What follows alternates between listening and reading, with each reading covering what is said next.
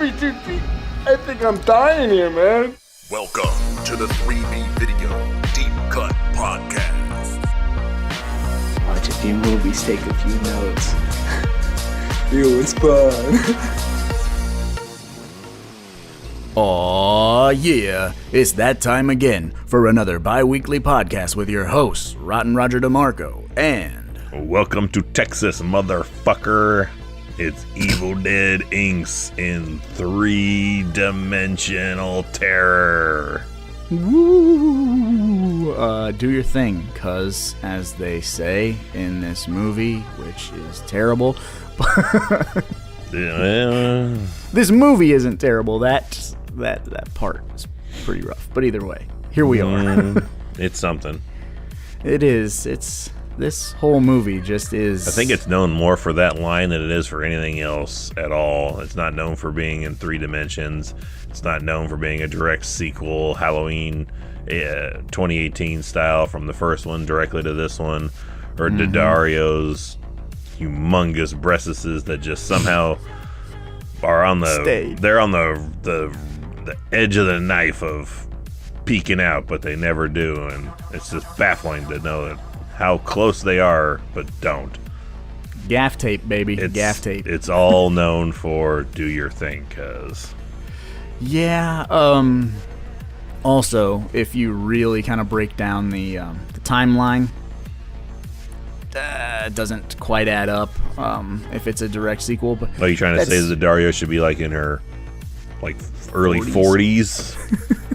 Not, 20-something and always showing her stomach, which annoys the wife to no end rewatching this. She's like, does she have to show her stomach in everything she does? Like, well, I heard in True Detective we see everything, every bit, and every nook and cranny on her, including that stomach. Well, if you got it, flaunt it, right? Like, that's young and tight, nice skin. They do that, I guess, which is, our big exactly what Leatherface says. Yeah, which is our big complaint about, like, those high school movies where it's like, we weren't allowed to wear midriffs and or hats in school, like, girls with their stomachs hanging out. But either way, Evil, you want to give the good folks out there in internet land a brief plot synopsis of 3DD or 3D, whatever this is. This is essentially if you had a better version of the Devil's Rejects, but in three dimensions, and you actually started caring a bit more for the characters as opposed to in that movie. Ouch. Where it's a lot like, yeah, shoot them, blow them all to hell, staple things to them, shoot them up. And in this one, you're like, yeah, Leatherface is the Devil's Rejects, but we're going to like him now. I like the Devil's Rejects. But, yeah, no, they definitely do but this. It's got it's got that motif of, like, remember how this is the bad guy for the entire movie, and then at the last minute, like, what if you felt bad for him? Mm-hmm. Yeah. What if? And what if they did the Night of the Living Dead reboot thing of like, we're them. Yeah, we're them and they're us. I'm having fun. There ain't no better. I'll tell you this, man. Rewatching, which I mean, I don't have to say like rewatching because I watch this frequently, but it did click with me. Why maybe you and I like this a little bit. We talk a lot about how neither of us are big Chucky guys, Yeah. But there's something about Child's Play 3. And this movie, we tip into that a little bit. We don't spend a lot of time at that carnival, but we do visit a carnival. And I'm like, that's fun. That fun aspect of, like, this... It's kind of... Leatherface at a carnival. It's kind of the equivalent of Freddy at the pool party from Nightmare 2. Yeah. Except he's like, actually taller shouldn't than like people. this. Yeah. Shouldn't like this. Should think this is dumb. But we like this. So did you get I'm assuming, because I don't remember, did you go to the theater to see this in actual three-dimensionals? I did not. Really? No, when the trailer came out for this, I was kind of bummed.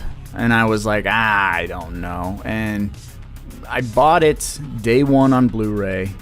And I'm, first watch, I was like, what the hell is that? I just did not like it. I was not happy with it. But it's grown on me over the years. And I think we may have talked about it on our live show on YouTube, but it all happened after meeting Dan Yeager. Had I not met Dan Yeager, I don't think I would like this movie. Dan Yeager, the man behind the mask. Mm-hmm. Very fun, like dry humor kind of guy, and he made me appreciate this movie. It just happened. Talking about it. He's a character. He never looks enthused. But he always is, which is hilarious. Yeah, he's a very enthusiastic, like, personality talking to him, but if you see any pictures of him, like the pictures you took with him, we took with him, he just looks so not there. Mm-hmm. Like pouty. He's miles away in his mind. He just does not look like he could have cracking a smile would be too much for his face to handle. Right, yeah. His face would just fall off. Which I like. They hired him for his personality and that he had a bit. And they literally said in the bonus features, quote, a bit of a gut.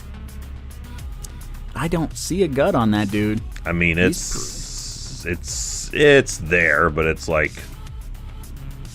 dare I say, like the equivalent of mine. Like, it's there, but you could hide it if you really wanted to. But they put him in wardrobe where it's like, it's kind of there. I don't think it's as much as Gunner, but I think, no, it's not pronounced. I mean, okay, let's say he's thick. He's not even hefty. He's definitely taller. The word, I guess we could throw around the word sturdy. You know what I mean? Like, he looks like he could pick up a pallet of water and throw it at someone or whatever. You know, like, he looks strong. He doesn't look frail or out of shape. Leatherface never does in this franchise, really. Other than 2, he looks real fat. But well, even outside of part 1, like, there's no, I don't know, well, 4, I guess. It's because he doesn't do shit in that movie, but he doesn't really, like, there's a lot of guys, definitely when we're in the reboot territory, the Platinum Dune section, where he's not willing to be afraid of anything. Mm-hmm. Which Gunner had that thing of, like, being afraid and then attacking. Yeah. When we got to the reboots, it's like, no, I'm just pissed, angry, and gonna attack you. I'm a tank. Yeah, very one-dimensional monster. And they bring a little something out in this movie, which, again, my first watch of this movie, I was not on board, but with subsequent viewings, it's not a bad portrayal of Leatherface at all. It just has its dumb 3D gimmick. It has the weird timeline thing that doesn't make a lot of sense. But that opener, dude, that opener's top notch. The house it's top notch because it's just seeing the 1974 movie in the most cleanest 3D quality you could ever see it. So, if you've not seen this, that's what he's referring to there. Is this, like, it's not anything new. It's literally just the footage from the first movie, with some inserts with a different guy that played Leatherface. That was not Dan Yeager in the costume for the Gunner's flashbacks. He's there, but he's not as Leatherface. Yeah. And Bill Moseley. Bill Moseley is Drayton Sawyer, so we're back to Sawyers now. We've gone the Hewitt route, and now that's dead and buried. We're back to Sawyers. Yeah. And it's nice. It's nice to be back. I'm not a Hewitt guy. I can't remember. Do they refer to him as Bubba ever in this movie? I don't think so. But no, they refer to him as Cuz. Yeah, just Cuz. And we get a really cool setting in this movie, which I have definitely grown fond of over the years. This big mansion, and it's huge. It's massive. It's got its own graveyard. Just this its own out power in the middle system. of nowhere. Yeah, it's super cool, and it's an excuse to get all these kids out here because Daddario finds out that she had a family member pass away, and this is where the whole, like, oh, I'm adopted, stuff comes in, which is all I've never fit in fine and dandy. I never fit in my life anywhere, but I do love playing with bones. Why do I love playing with bones? Why do I like working as in the butcher section of a grocery store? Oh, I don't know. It's so telling us you're predestined to be what you're going to be because of your family history. Yeah. You can't I escape must it. be a cannibal. Yeah, even if you completely have no connection with your family history and you move states away and do a completely different thing, you're just going to end up just like your family. Hey, what's the women come and go, but this blood is life. Sounds like some McPoyle shit from It's Always Sunny, but Definitely. never bred outside the family for generations. Definitely the whole lineage thing comes into play, and the bloodline, and They've done the thing though of knocking it down to, instead of an extended family, we're just like, they're like, fuck it. The only way we're gonna make Leatherface a central figure is if we kill everyone else in the family. Mm-hmm. And we also bring back, which is kind of weird, Marilyn Burns plays Yeah. his Keeper. grandma or whatever she is. Last family member alive, keeper for a hot minute. Which is cool. It's cool fan service, but also, like, she's the original, like, survivor girl, you know? Like, so it's a weird thing. Like, if you're in the know with Texas Chainsaw, you're like, well, that's weird. I don't know. It's kind of like if Heather Langenkamp played her own mom in the flashbacks of burning Freddy alive. Or played Freddy's mom. Yeah. Or something. You'd be like, what? Why? Who? That's the girl from the first one. Yeah, you have Johnny Depp and Heather Langenkamp getting strangled in the yard. Yeah, it just, that's the type of stuff that confuses casuals, and that's where you got to be careful. Because a lot of people, like when we were talking about the Halloween franchise, a lot of people watch these movies that don't know these movies. So you got to kind of make them dummy-proof. And when you stick something in like Impossible. just the fans, they think the fans think they know what they want. I think they know it all. Young Thundercats. You don't know what you want. What you really, really want is for it to stay close enough to the formula not to change and to do the same thing over and over and over again. That's what you really want, because anytime it strays, you go, well, why all of a sudden is there a girl with telekinesis? Why all of a sudden is he in New York? Or what, you know what I mean? Like, why is Jason body swapping? Why is Freddy body swapping? Yeah. Why is Michael Myers not here at all but on the television, on the movie? You get mad when things change. So just take your medicine and, be happy. And I will say this about this movie. This is kind of like, be happy. Leatherface is here. He's killing people with a chainsaw. We referenced the first movie. There's pretty girls. It's a cool setting. We know we're trying to give you 3D, but deal with it, like... The 3D wasn't bad. I remember the only time 3D was a problem was the chainsaw coming through the casket door. That was looking at a chainsaw blade and crossing your eyes. Yeah, and also, how deep is a casket? Like, it should have got her. Unless it's like one of them Paul Bearer double deep, double wide caskets that you stuff Yokozuna in, then the bunk bed of caskets. Yeah, then even the Part 3 chainsaw is too small to fit all the way to the bottom. Good Lord. Also, that's not a great hiding place. I don't know why you would think to hide in there. I wouldn't. I'm tired of running. Tired of running and tripping over nothing. Got to hide somewhere. It's open, but jump on in. But it does build. It does have that nice suspenseful, like, you're just in the dark listening to him walk up and start the chainsaw again. Like, it's mainly just for that and for a trailer moment. I was gonna say, if I'm not mistaken, that's the big thing in the trailer, right? Like, definitely. Yep. And then we got like the flashes of him at the carnival, which was like, what's happening? He's at a carnival? And it was supposed to be a lot bigger, from what I understand, the carnival stuff. But they dwindled it down, and it's basically just like she is on the Ferris wheel for a loop. Yeah, she picks the Ferris wheel to jump on and take a turn, while somebody wearing the pig costume from Saw shows up just randomly and gets scared by Leatherface. So that's a whole, like, this new generation ain't got shit on an original. So get out of here, booga booga booga booga booga. Yeah, cancer patient versus mongoloid. Yeah, human. Inbred cannibal versus cancer patient. It's not a matchup. No, it's a stew real quick. I don't know what happens if you eat a guy that has cancer. Do you get cancer? I don't know. Didn't they try that shit on The Walking Dead one time? Dear Google. Dear Google? Oh, yeah. What happens if I Google search Dear Google? Like, I don't know, DEAR or DEER? Well, I'm not a mongoloid. I can spell. FOOD. Google. No, try again. Yeah. So we do get, which, I don't know, like Leatherface is kind of sequestered in this hidden room in this house. He's kept in the back cave of Lane Manor. Yeah, which doesn't make any sense. They live in the middle of nowhere. Why couldn't she just let him? What are you afraid of? He's going to go outside and kill a cat? Like, there's no one around. So, that's a little wonky, but it's also cool. Maybe he's like an indoor pet. You just don't let him outside because you don't know what they'll do.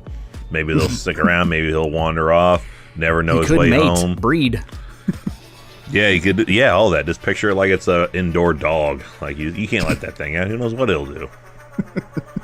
I suppose that's true because apparently the camp or the fairground is pretty close. So yeah, close enough to run to. So which is closer than like the fair is, like, or the street, not the street fair. The like fall festival is around to me. You can run to it, but you're gonna be really goddamn tired by the time you get to it. So it's closer to that than it is to me. Under a half mile. Yeah.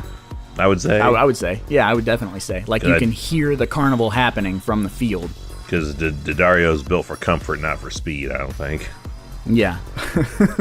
She runs too far too fast, she'll knock herself out. The other cool aspect of this movie, which we were talking about, we get that cool opener.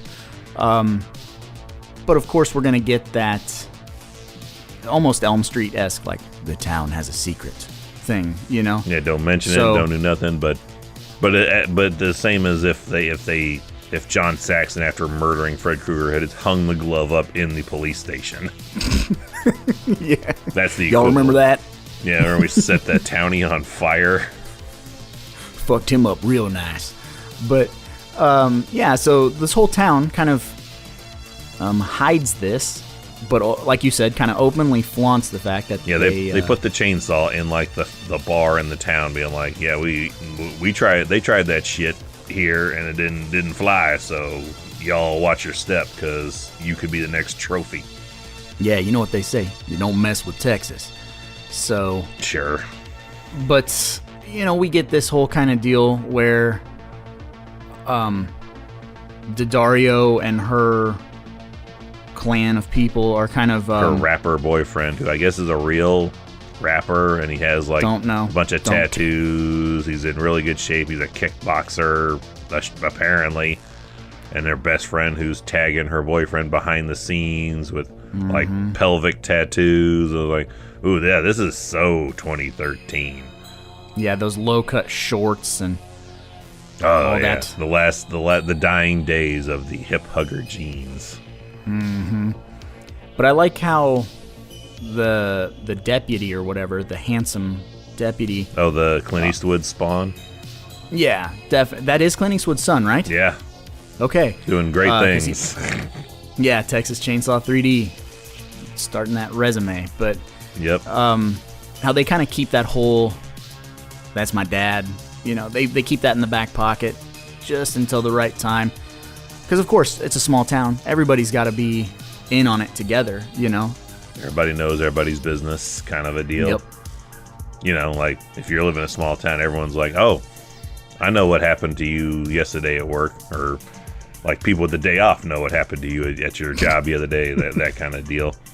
That's the vibe that definitely permeates through this town. Yeah, absolutely.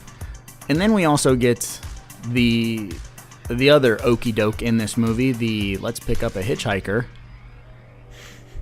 But he's not part of the family. Pick up the hitchhiker, like, or they're just peer pressured because he like he essentially does that thing you see on hidden camera videos on YouTube where a dude just kind of falls into a hood of a car and is like, you hit me, I'm going to sue, but I'll settle for some of them Slim Jims in a ride. Yeah, he's kind of like the dude. He's kind of like the dude from. He's kind of like Easdale from Friday. Like we could settle out of court right now for $20. Today your birthday? What's today? Man, come on. Smoker. But yeah, so that's the little okey doke of especially because he's handsome, and we almost get a little vibe of Vigo from TCM3, which I feel like might be a little bit of a nod to Vigo, just that kind of that draw, a little bit of that handsome, got that draw. Or that's just Texas in general. It could be. I think we're wanting to give them more credit than they might need. Right. We want to see it. We want to see that there, but I don't think that's there. And he's not even the real standout guy. The standout guy is the one that feels 10 years older than everybody. Maybe he's the one really related to Leatherface, the cook. Oh, or the chef. Mm-hmm. That is a strange feller. He is an odd duck. Yeah, and comes off very flamboyant, very kind of frilly, and like, I can't wait to cook a big meal for you guys. Like, yeah. It kind of maybe a little bit of the essence of dude from Halloween Resurrection that is the chef. That's like everything ties back to what he does. So I was like, oh, poor diet. That's why Michael's is a shit-crazed maniac killing everybody. This guy's just like, this kitchen's amazing. Go get me food. I'm cooking for y'all. It is my pleasure. It's my passion. Yeah, that's that kind of, I don't want to say written in crayon, but like, that's kind of how I refer to it when it's just super one-dimensional character. It's like, he feels these like, are my beats. Yeah, he feels like the Chili and Chuck from Friday 3 for this movie. Like, he's just here to cook food and get killed. Yeah. And the other cool thing that I was going to bring up, I don't know if it's cool, I guess. There's a tagline for the movie. 2013. 2013. Okay, so that's kind of perfect, right? Is the one cop who comes to search the house, and he's doing the video call. He's live streaming it. Yeah, he's essentially live streaming. So, which I am like, really, out there in boonies, Texas, you're gonna get that good of a signal? We sometimes have trouble, and we live in cities. Yeah, it ain't gonna work. But that's an interesting aspect. It's a good tension builder. Yeah, and I also feel like this might have been one of the first times that I'd seen that in a movie. Like, doing a, I'm trying to think, like 2013, that's pretty early in the smartphone phase. Yeah, smartphone era. Everyone normally has those Motorola flip phones, and they're taking real shitty razor pictures. Yeah. Yeah. And this one, he's live streaming or whatever. Technology in a TCM movie is weird. Outside of Jimmy rigged stuff like Matthew McConaughey's knee. Yeah, and Walkmans and shit. Just all these like new technology. Current tech is weird to see in Texas Chainsaw. It is, and which is weird. This ain't a massacre. It's just Texas Chainsaw.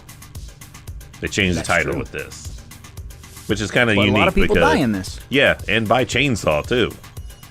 Hammer and chainsaw. Yeah. So it's more fitting than some of the others who have massacre in the title, and this one's just Texas Chainsaw. I don't know why they decided to take the end of it off. To differentiate it from Texas Chainsaw Massacre 2003, which that's crazy that it's been 10 years since when this movie came out. It's been 10 years since Jessica Biel, and now we're coming up on 10 years since this one. Yeah. That just hit you in real time, didn't it?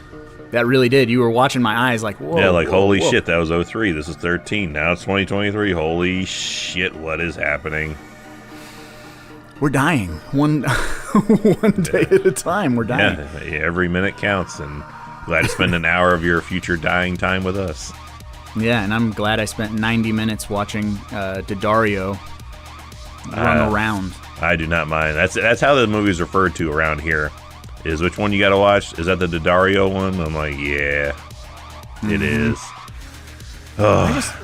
There's a lot of cool things in this movie that just make me happy. And they didn't, when I first watched it, I was not in the mood to appreciate them. Meh. Yeah, arms that crossed phase. era Raj, but like going back and watching this, especially watching the special features. So for one, they completely rebuilt the house from the original movie, which is Nice. amazing. Number one, yeah. Number two, in that opening, we get the pretty lady mask Leatherface. We get, once the movie kicks into full gear, we get an old school van, which is kind of pointless, other than just to be like, hey, remember they travel in an old van? But like we get an old van, and then just the set pieces of that giant house, of the carnival, of the town. I even like the way the town looks. I feel like I've seen this town in other movies. I swear it has to be a backlot. If it's not a backlot, then there's definitely been other stuff filmed there. But just, and then also, can't forget Richard Reilly, which all just makes me happy. Seeing Richard Reilly, you know. Well, this is a fun name to say, Richard Reilly. They got a mat with different conclusions you can jump to, which includes getting murdered. Yeah, it's got some good aspects to it, but I am definitely like swooned by Daddario's eyes. Then her stomach, and then almost seeing more of her looks fantastic. She's a treat. I don't know how a dude was cheating on her with other friend. The girl from Lost, yeah. Which is its own fun thing of, Leatherface murders all of them, and she's, at the end of the movie, she's going to have to go back to the house where, your boyfriend, your best friend, and the hitchhiker, and your cook date guy are just chopped up in the basement. And in the kitchen. Like, what's for dinner? Your boyfriend.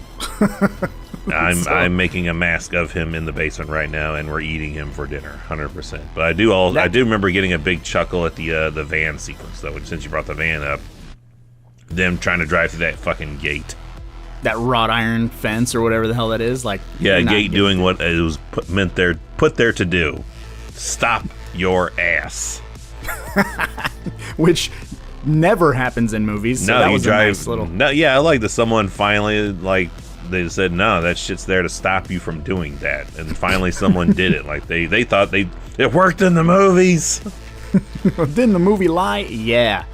And that's also, like, when the van flips, that's really where Leatherface gets everybody. Again, I mean, the boyfriend dies in the crash. Crowd erupts in laughter in the theater at that. They do this because you just stick with Leatherface while you're just watching them go down the street, and you're like, any second now, that's going to take effect, and they're going to crash. There it is. Yep.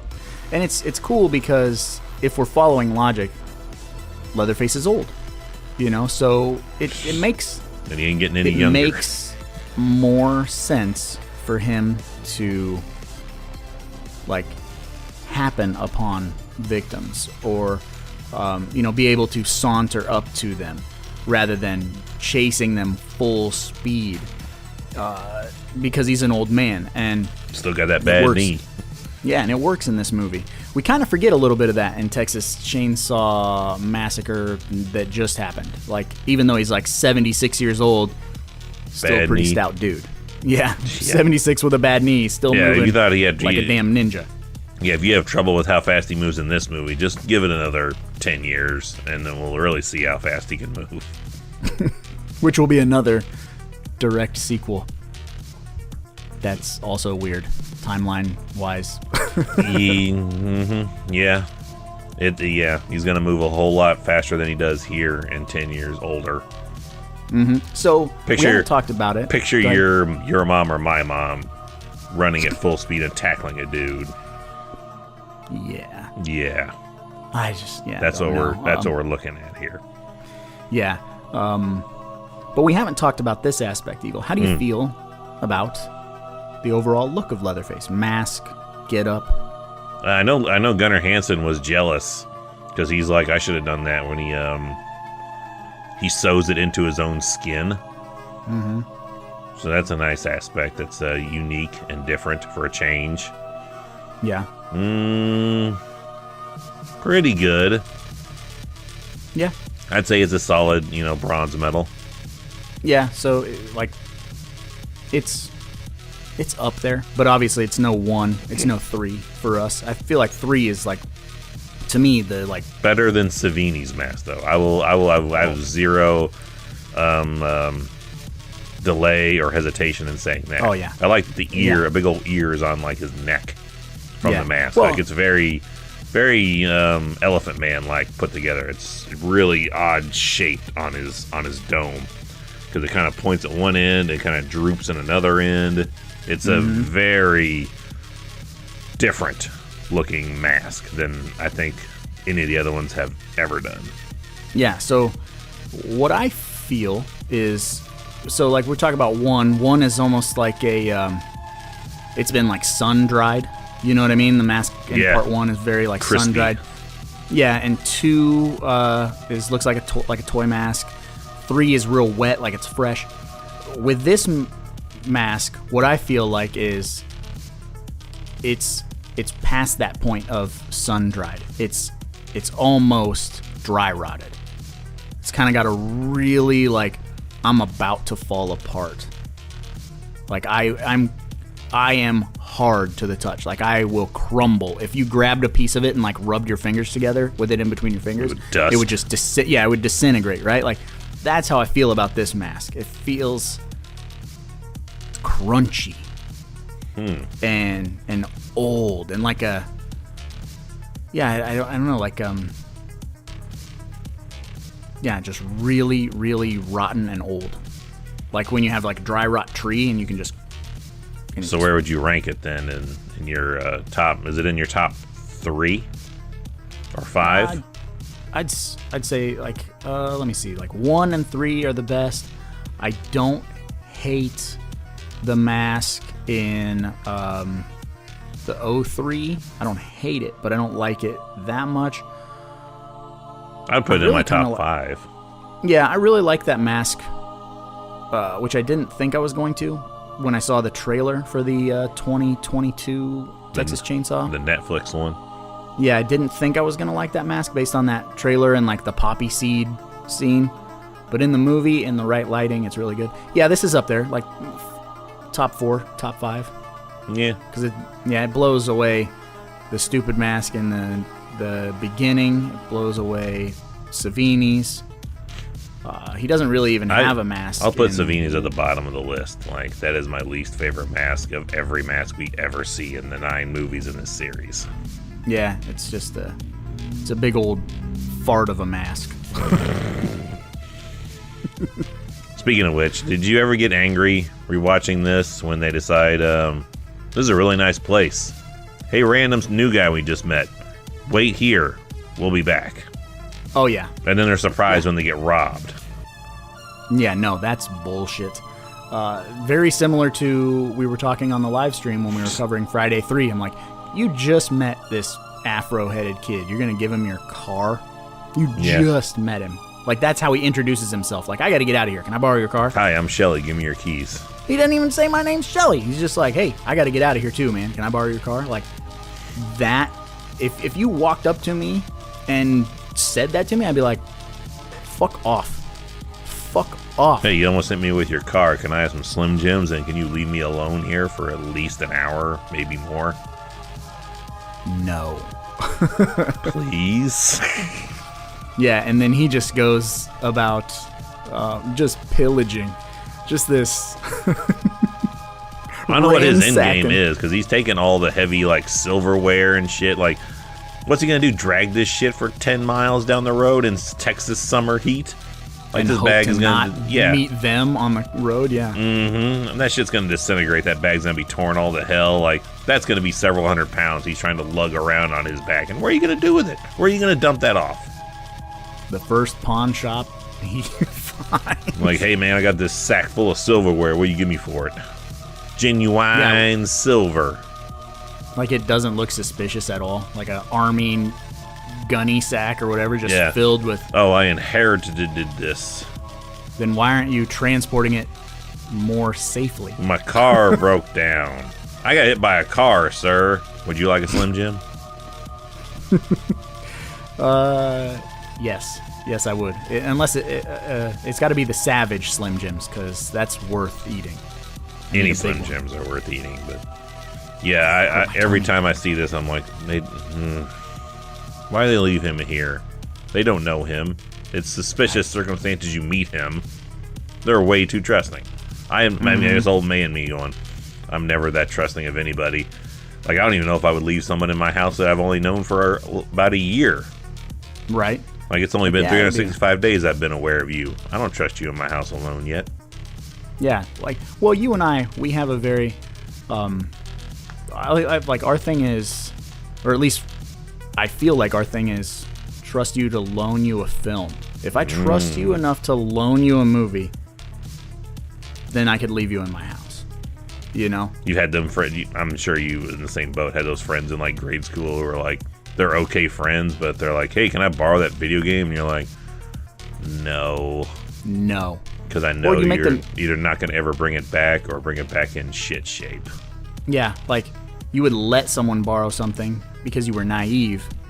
Yeah. And then it would come back damaged. So, like my entire Elm Street Platinum series, I loaned to a guy I knew for a little bit, and every disc came back scratched. Every goddamn one of them. Did you kill him? No, he actually worked at a gas station and was busted for selling alcohol to a minor, so Karma took care of him for me. Nice. Like, oh, he lost his job for selling booze to a minor. That's what he gets for scratching my Elm Streets up. Punk-ass motherfucker. Yeah, no, that's kind of our thing is... But he had me over a barrel. He's like, I got a shit ton of old wrestling on VHS tapes. I'll give you all of them. Can I just borrow this for a little bit? All right. Man. They're pretty good tapes. I still have a couple of them. It was a good, like, 10 VHS tapes. Just labeled, like, Raw, Nitro, commercials and all. It's like, yes. I don't know, man. I guess it's a small price to pay for your... we own the Elm Street collection many times over, but... This is pre-YouTube as well, so I would never do it now. Yeah. Man. Rest in peace to your Elm Street collection. They still work. They're just scratchy. Like, it's not ever affected any of the qualities of the movies, but they're not pristine anymore. But granted, also, they're 22 or so years old now. I got those in 01, 02, so... Yeah, 2+ decades of the New Line Platinum, Platinum Elm Street collection, the first set that came out. So it's lasted a good long while, but yeah, that's the equivalent of loaning that shit out as leaving you alone in my house. My new inherited house, which I have no idea what's even in the shit. And they come home and they're like, damn, motherfucker robbed us. Didn't see that coming. Missing. Yeah. When they're like, yeah, that was smooth, that was slick. Was it? Was it really? No. Or are you guys just really super trusting and or stupid? Dumb as fuck. Super dumb. I'm like, oh man, they robbed us. Who would have thunk it? I left my car door open with my keys in it, and the shit wasn't there the next day. Who knew? Yep. Just neighborhood's gone to shit, I tell you. But the other thing that's rad about this movie is we actually do get some solid gore. We get some CG gore at the end, which I'm obviously not fond of, but man, there's some... I get the reasons for it sometimes. Like, yeah. It's saving on cleanup time. Resetting. Yeah, well, that and also, like, safety. That's on the bottom of the list. Mainly, it's like, we don't want to take the time to redo this entire set to shoot 2 times. Like, let's just do it repeatedly with no mess to clean up. Mm-hmm. I was absolved of any wrongdoing. God damn it. What about those kids that died on your last movie set? I was acquitted. Thank you. You get the occasional fruitcake who insists on, hiring a stunt coordinator. But yeah, no, we do get some cool stuff. We get that face smash of the thief, right? He gets his skull smoked. Yeah, I believe they're going for that, back to, everyone loves doing that original kind of callback of bashing their noggin in, then seeing them twitch. Mm-hmm. Like, that worked, we're going to do it again. And again. So that's the bald cop that's searching the house. He gets roughed up pretty good. There's a fair amount of violence in this movie that's a payoff. We do kind of cheat. I feel like the viewer gets cheated when it comes to the best friend, the one that's sleeping with her boyfriend. We don't get enough of a violent end for her, in my opinion. It's okay. The one that sticks out in my mind that's really rough to see is the very last kill we see in the movie.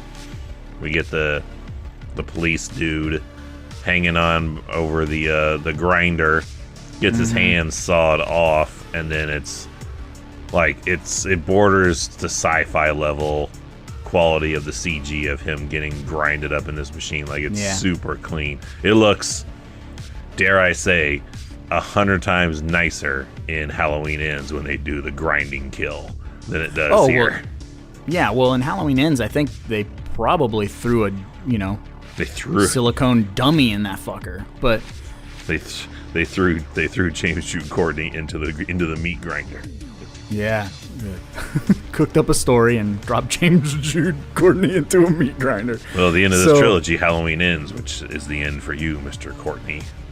He gone. Jump in. No, that's that grinder was what I was alluding to when I was talking about bad CG. That's tough to look at. It's not good. It's weird, like blood splats, like solid colors of blood just appear. It's like a PlayStation 1 game. Mm-hmm. Which, it's fine. It would be cool if it was a game, if it was 13 years previously, but not in 2013. No, this is not acceptable. No, not acceptable at all. Zombieland has really good CG blood that looks pretty convincing to me. We need that if you're going to do this CG blood messy routes. Yeah, because, boy. I mean, I get that it's supposed to be 3D, so they're trying to give it that weird, like, come off of the film look, but it doesn't. You also have to, it doesn't yeah, work. you also have to just like that think chainsaw coming straight at you. It's supposed to feel like it's coming straight at you, but it feels like you've gone cross-eyed. It does not work. In the theater, if it was, I had to close my eyes because it was just too. It was too much. I couldn't focus on it. It looked like three blades separating by crossing my eyes, kind of a thing. It did not play. Like, yeah, I feel like when we were in this weird 3D boom, when this was happening again. The new 3D. New 3D, real 3D, whatever. D. Well, I don't know. Whatever it was called. We were making these movies, so, obviously something could pop off the screen, but we weren't thinking about the home video version, because we were also having 3D TVs, so you could have this shit at home, and so the quality, I feel like there's no like quality assurance. So like all they care about is something flying off the screen. That's all they care about. There's not even that much in this movie. Like other than the chainsaw at the fairgrounds and the casket scene, does anything else stand out as jumping out of the screen at you? I feel like they did like some sparks, some smoke, little things like that. But nothing. I don't recall anything in the theater being like, ooh, neat. Yeah. I don't know. That's what sucks, is that this movie will like forever be kind of like tethered to that 3D. Like I know you call it the Daddario one, but I am always just like, oh, that's the 3D one. That's the meat grinder at the end is where my brain always goes, and I'm like, gah, like. And I'm going the perv route of like, oh, that's the ripped open Daddario shirt, and we see as much of the boob as humanly possible without getting to areola in 3 dimensions. Areola. That's a Tech 9 song. But I thought you were doing tag team. Back again. Check it direct and let's begin. Whoop areola, whoop areola. But yeah, despite this movie having multiple shortcomings, I still tend to throw it on a lot. I feel like we just hit this weird age where, if we think something is fun, we're very unapologetic about it. We're like, whatever, it's fun. Yeah. Shut up. Are you not entertained? Yeah, we feel about Drive Angry, Yeah. Anytime I bring it up, people are like, ew, that's got Amber Heard in it. I'm like, yeah, but who cares? That movie's fun as hell. Like she's not shitting in the bed of Johnny Depp and busting his eye open and tearing his finger off in this movie. She's just there. Mm-hmm. And she's attractive. I'm not sorry. So, like, I like that movie. If I like something, I am very like, whatever. I don't care. This is a weird movie in that case, though, because, like I said, it had to become a movie that I was like, yep, this is for me. Which is a weird list. That's a weird list for you. You should make a top 5 of those movie lists. Movies that I hated upon initial release and have now grown to love. And this is up there, man. This is just dumb. This is just stupid fun. I don't even though it gives us the fan service of being like, it's a direct sequel. It's 2018 Halloween before Halloween 2018. It did the thing of fuck all the other movies. We're going to go straight from part 1 to this one. Yeah, but once that opener is gone, like once we're done even associating with 74, I just forget about it. I'm just like, this is a fun set in whatever time. Because if I try to think she's supposed to be related to him. They're slick about that shit too. Like they etched out the tombstone with the date of death on it for Marilyn Burns. Mm-hmm. Marilyn Chambers. Hey, Marilyn Chambers. All right. About ready to say Marilyn Chambers. I mean Burns. Yeah, they etch out that name, so we're not. It's supposed to be. It could be any time, as long as smartphones are a thing. Mm-hmm. I was saying Boo Earns. Boo Earns. Boo Burns. Oh man, yeah, and I also feel cheated just a smidge with the boyfriend. I just want to say that too. Like the car flip. Well, I mean, he is dumb enough to run into a fence, but like the car flip gets you, dude. Like, did you think there was going to be a fight between him and Leatherface with his MMA training sequences? No, because when he was hitting the heavy bag, I was like, he's not rolling his shoulder, he's not protecting his chin, his hands are down way too low. I was very critical of his sounds like me prowess. watching any movies with wrestling involved in it. Like, this is shit. Yeah, I'm like, you don't know how to fight. I'll tell you that right now. You have abs, but you don't know how to fight. Leatherface. Outside of Dario, I've never seen anybody in this movie in anything else since. Well, 10 years, nothing comes to mind for anybody else. The sexy friend, she was in Lost, and then there's some other stuff that she was in. I never watched that though. Lost was gangster, but she was in a bunch of other stuff. My wife and I saw her in something the other day, and like, it's the Lost girl, but I can't for the life of me remember what it is. But yeah, like, you're right. Other than Daddario. Yeah, she had the career. She's the Johnny Depp of this movie. Now she's a megastar. Well, outside of, a writer's strike that's got everything on back burners at the moment, but when it comes Boardwalk, back, right? It was she. I know she was in True Detective, but she also She was in the Baywatch movie with The Rock. Nice. Another like rom-com movie where it's like she's competing for a guy's attention with another friend of hers and does like a makeshift bikini like that Jamie Lee Curtis True Lies like tears up to make. Nice. She's a name. All of that. She's a name. Everyone kind of knows her. Yeah. But I don't know anybody else from this movie. And again, this movie ends with that Clint question. Eastwood's son. Do what? Clint Eastwood's son. Oh, yeah. Well, didn't know that till I saw the credits, and then I was looking up, and I was like, oh. And I don't know anything he's done since either. Maybe he's just living off this movie's money. But then we get to the end of this movie. She's taking care of him in the basement, sets him up down there. Where do you go from here? Because if this movie's successful, there's going to be a sequel. Where do you go from here? I don't know. And welcome to the problem with almost every Texas Chainsaw movie ending is What now? Yeah, what's next?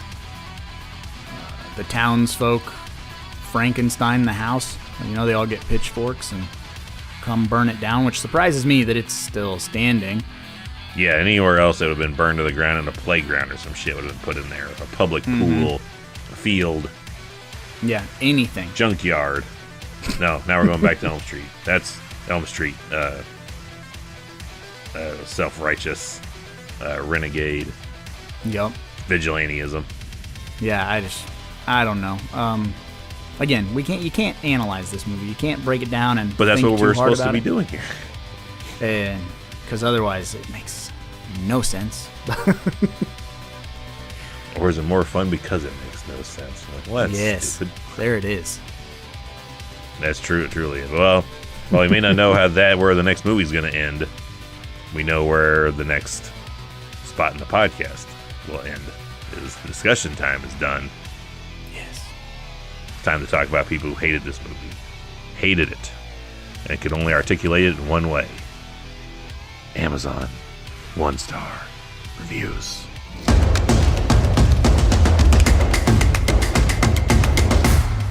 Hated it.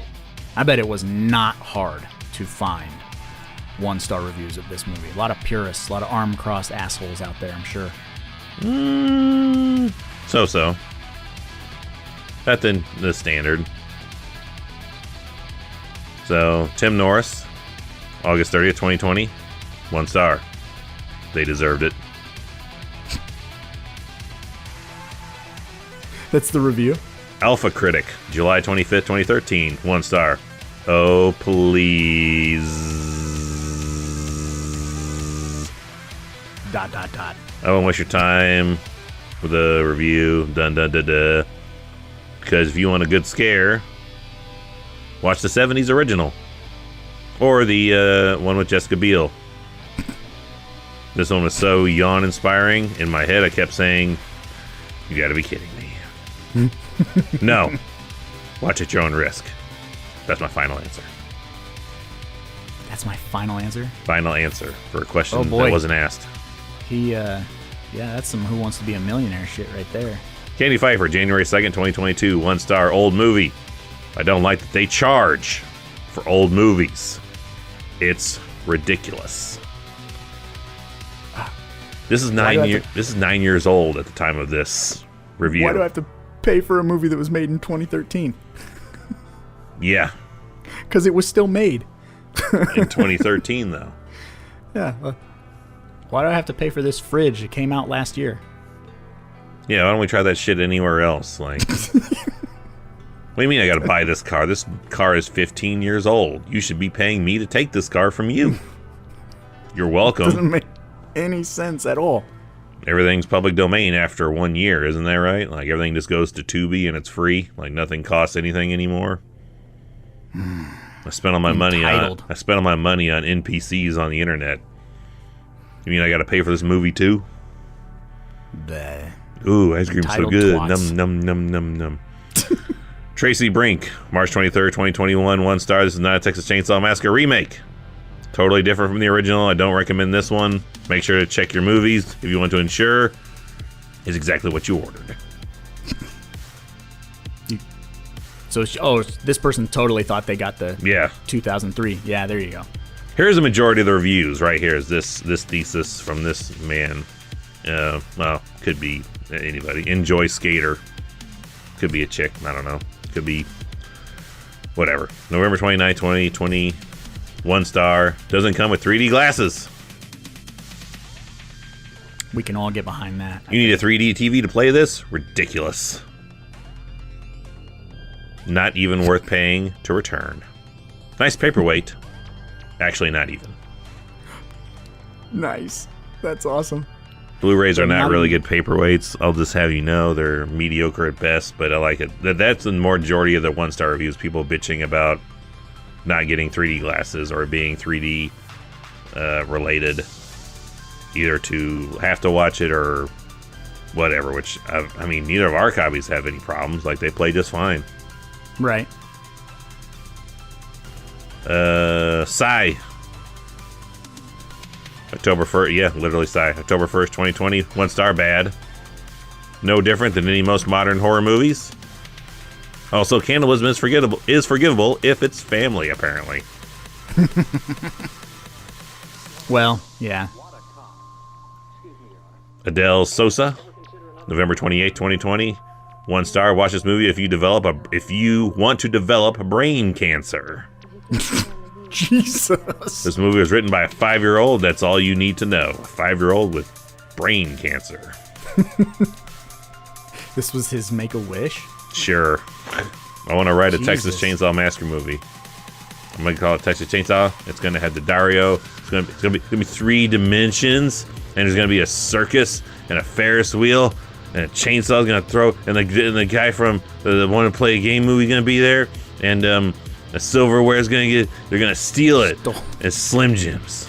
It's gonna be awesome. It's gonna be yeah. They're gonna go to the Amazon and they're gonna try to do stuff, and they're gonna go missing. It's awesome. Adam Nearing on August 5th, 2021. 1 star. If I could return it, I would. What do you mean you can't? Maybe it's like your Michael Myers mask, man. No returns. Yeah, it came from Tokyo. Let's see here. And finally, Brandon. The Brandon. September 8th, 2020. 1 star. Durr thing, cuz. Durr thing, cuz. Yeah, boy. DUUUUUUURRR. Durr. Durr thing, cuz. Wow. Okay. Can't escape the do your thing, cuz. No. But he's doing a mentally challenged thing with the durr thing. Mm-hmm. Durr thing, cuz. I suppose that's probably how Leatherface would say it if he had to say it. I don't know. I bet he's super articulate if he ever actually speaks. Could be. Like, yeah, drinks a very specific roast of coffee bean. He sounds like Vinnie Jones on Gone in 60 Seconds at the end of the movie when he finally speaks. I'm like, hey, man, I thought you were an inbred from Texas. And he just shrugs his shoulders. It's been years since I've seen that movie. Oh, years. It's been a year, maybe. Not even that. Probably within the past 6 months, I think I've watched that movie. I'll do that once a year. For your Padre, right? I do, and plus that was a birthday movie the year that came out. I was like, that was a time frame where I was like, I want to see a movie on my birthday, and that came out within like a week of it. So I was like, that's my birthday movie this year. I want to go see Gone in 60 Seconds. Can we go see Gone in 60 Seconds? And that was the first big movie that I was like, yeah, I think I'm a huge Nicolas Cage fan. Now everyone's a huge Nicolas Cage fan. They want him to see him do all kinds of goofy. He's literally, I think, turning into Sharknado. I know. Not like literally in the movie, but he's turning into that Sharknado level movies is what he's doing forevermore now. And some of them are going to be good. Some or most of them probably aren't, but I mean, he's out there doing it. Yeah, he's working. We have to remember, we're working. And we're having fun. Yes. Which you wouldn't know if you ever saw Dan Yeager's face, because he's expressionless. Always but super intelligent, super funny, but just never looks like it. And he can eat, dude. I was like, isn't he a big classic film aficionado as well? Oh yeah. Didn't you go out to eat with him, and he's just going on about classic film, and now I'm curious, what did he eat? I don't remember you ever telling me what he ate. So we went to breakfast, and we went to some little mom and pop diner because he's very anti-corporation. He's not getting his coffee from Starbucks. He's gonna get it from Ted's. Some little mom and pop shop. And we went to eat, and very also likes black coffee, specific black coffee, nothing else in it. And that's hardcore. sitting down to have breakfast. Like my dad. Yeah, like it's real manly. Like first thing in the morning. Like, Yeah. Nothing but caffeine and bean, and then I got bitterness. Like, yeah, bitter like my life. Like my mornings. Yeah. And so we sit down to have breakfast, and it was like a giant breakfast platter. I can't remember. It was like 3 pancakes, like an omelet, hash browns. It was this massive, and like toast. And he said, you know, if you get the same thing that I get, and if you can eat it, like, I'll pay for your breakfast too. And Shit, he threw down like the old 96er challenge. Yeah, and I'm like, you're toast, dude. I would have said the same shit. I've been like, well, get your wallet out, fucker, because I will eat. And eat. And I'm like, dude, you don't know, because I look tiny now, but I get fat like every other year, so I'm a professional at eating. But I couldn't eat the breakfast because it was way too big, and he still paid for it. But yeah, we sat and talked about movies and cigars and I remember you saying he's a big cigar guy. yeah. And like we have no cigar knowledge. We're like the Mitch Hedberg joke of it's the boys. Like, so he's telling me all this stuff about leafs and all this, and I'm like, yes. I know exactly what you're referring to. Did he smoke after his breakfast? Yes. We had to go to a cigar shop. Oh shit. I'm trying, like we went all over him. Was he taking you around the cigar shop, telling you stuff like in the positive way, like that Steven Seagal thing? Like that's that cigar there is called a Skippy. Skippy. He talked a little bit about cigars, but I tend to, when we have to do stuff like that, I'm like But was he trying? Was he trying to pester. educate? Was he trying to educate you on cigars while he was there? Not like you learn this shit, but like just in his element, being like, look at all this stuff. This one will do this. This one will do that. This one tastes like this. This one does that. Yeah, a little bit like that. And then, you know, obviously he was talking to the guy who was behind the counter, and the guy's like, you know, I like this, I like that, whatever. Are you next to him, like 4 feet underneath him, going, here's Leatherface. Yeah, up to the counter. He's pretty cool. Like 2013. I think no, that wasn't the same year, because that was after. That was the year after when we did all the stuff with Lance. I love the Lance stories. Yeah, the Lance stuff. I was right next to Lance, and when Dan was doing all his like get cigars and stuff, I kind of gave him some space. I'm like, you know. He's very intimidating because he is so intelligent. And the way that he speaks, again, you would have no idea looking at this big monster of a man. But, you know, they're actors. Like, they're genuine actors who, like, study it, go to school for it, like, go to workshops, do all these things. And him being, like, 6'5" and just having that expressionless face constantly on his mug. Mm-hmm. That does a number on you as well. I mean, like, I don't know if I can approach this guy or get too close to this guy. Even though he's a fine guy, perfectly, like, welcoming, warm human being. Yeah, but just doesn't look like, he can very much be like, he's a super smart but droll-looking individual. Yeah, and I think that's an important thing for fans to know, like, which I feel like we were kind of just normal fans until we were involved with the Crypticon stuff. It's like, these people, they're here to sign autographs because they were in this role and they like these movies a little bit, but like, it's their job. It's Monday for them. It's Tuesday for them. They're going to take another role. They're going to be another person in another project. So, like, to super hardcore fanboy out about, like, you're Leatherface. He's like, yeah, but I also, like, do real life stuff. You know what I mean? Like, to know that they're a real person and to not just be... not pigeonhole them into exactly. into one thing. It does increase your awareness and appreciation for stuff that they have done. And we're definitely the types that will check out more shit someone does if they leave a good impression on us when we meet them. Mm-hmm. Like, well, I want to see more stuff that this person has done. What else have they done? I'm going to invest and see what this is like or that's like. as opposed to some folks that's like, yeah, I'm good. Yeah, well, he was Leatherface. I'll just keep watching Leatherface. Like, Yeah.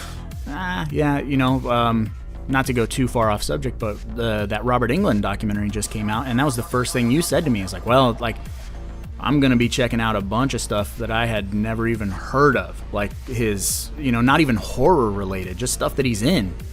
Yeah, I've never watched V, but I'm totally like, I've toyed with the idea of checking out V, the miniseries. If you Really? need it, I'll hook you up. Not bad. But yeah, like, it just opens up those. It's the same thing with the Kane Hodder documentary, like California Split or whatever. His first movie, and then was it Airwolf where he did stunts? Like, you go and watch these things, you're like, man, let me just check that out. So, just to be more in tune with their journey, as opposed to just their end destination. Like, yeah, you're Jason, but you were also in Best of the Best or whatever, So, but I'm sorry for rambling so much. But that furthers the education that you could get watching this movie, and why we like it more than some other ones is because Dan Yeager was a pretty rad dude to meet. Mm-hmm. And you meet rad people from the movie, you appreciate the movie more. Absolutely. But now that we're done with rambling about the movie and we're done with Amazon 1-star reviews, Evil, what does that mean?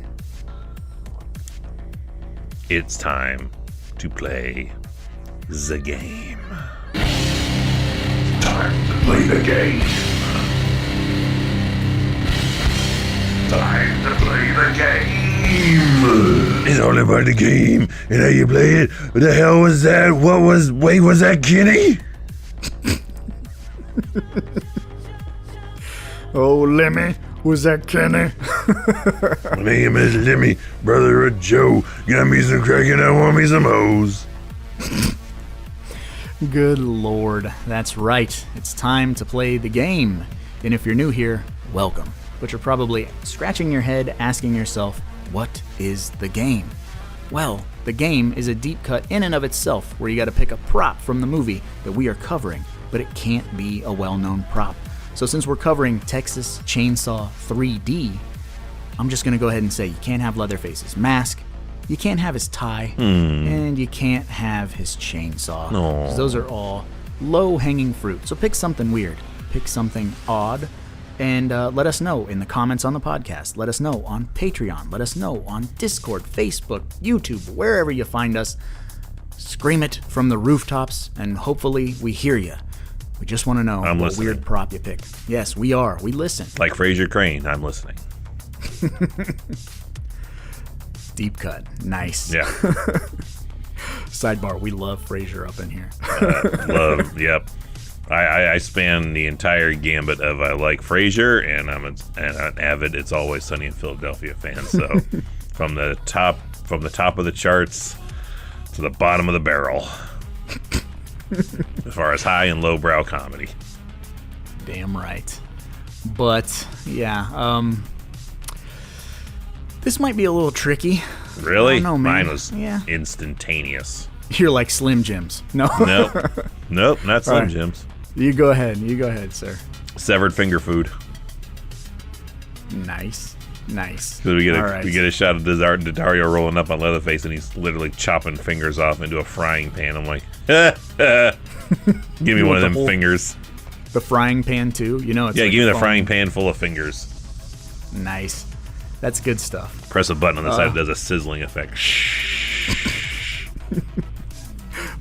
So part of me just wants to go like full-blown Miko Hughes and be like, I want that Ferris wheel, dog.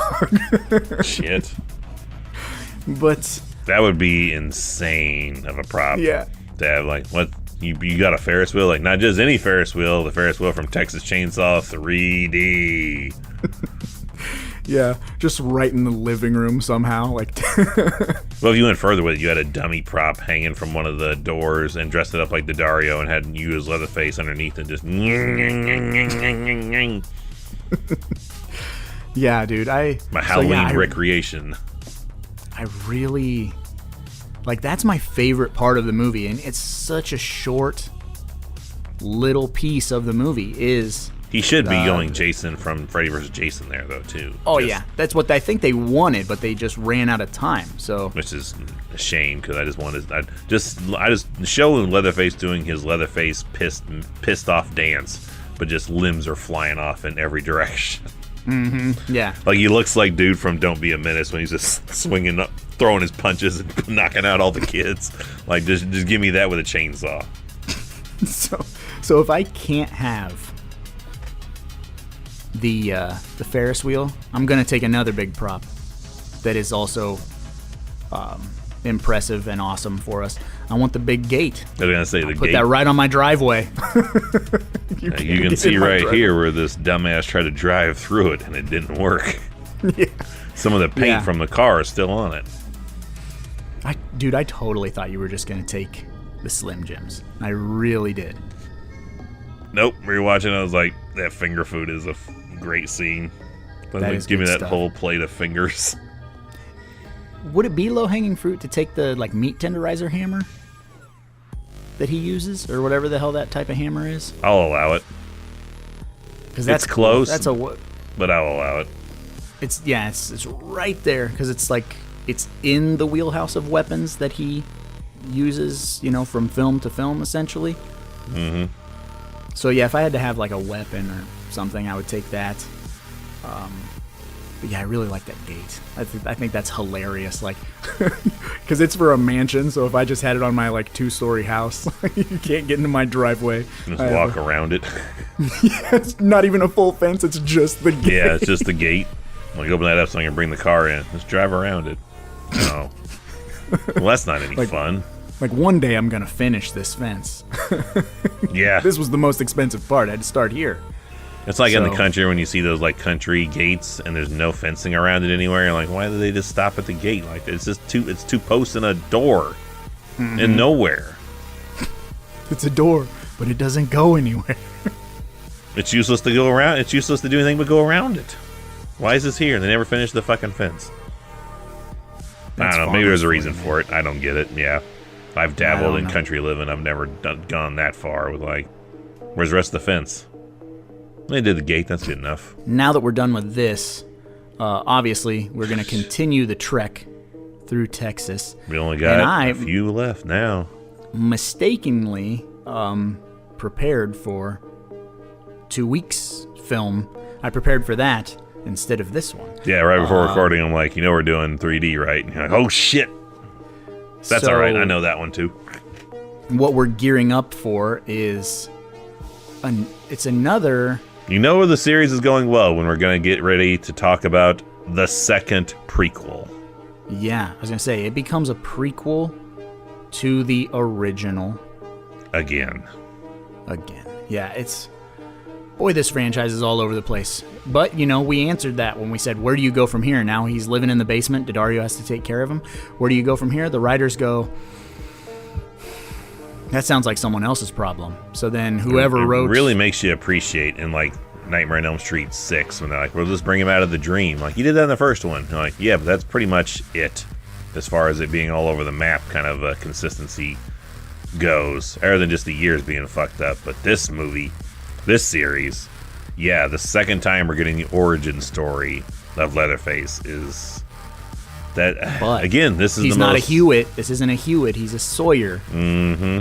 It's a Sawyer prequel, so it's different, but it's not.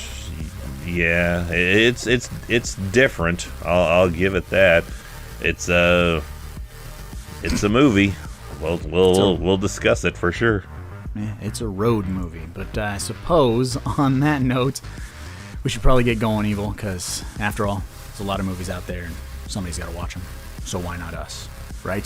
Family's a messy business. Ain't nothing thicker than blood.